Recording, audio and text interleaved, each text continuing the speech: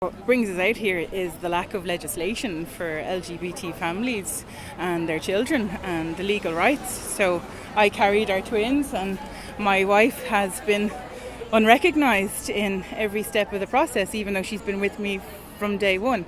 And I'm finding that very frustrating, because my wife's family are from the UK, and to go travel or to get a passport for our children, I have to sign an affidavit that says I'm a single parent, which I'm not. We've been together for 10 years. We've been married for 5. It took us 5 years to have twin babies. So, it's been a hard struggle, and I can't understand. We voted for this back in 2015 to be equal and to be treated like our friends, our heterosexual couple of friends, and we're not.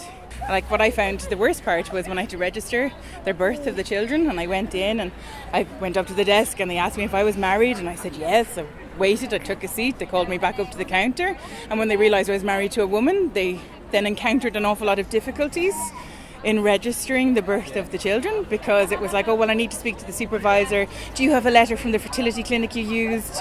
What donor did you use? I got asked 1,001 questions at a very public desk when nobody else who was registering the birth of their children was asked those questions. Well, like if I was married to a man and I went and I got an egg donor and a sperm donor, and we went and we conceived a child that way, nobody would ask any questions. We could rock up on the day, register the birth of our children, and nobody would be any the wiser.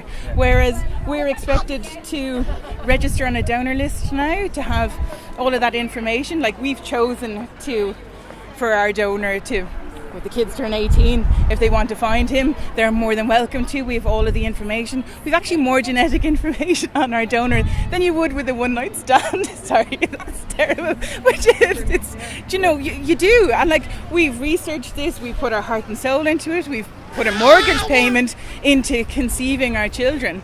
And I just feel that, like, to sit here and say that my wife is any less of a mother than I am, because the law hasn't caught up to what families have been doing for years.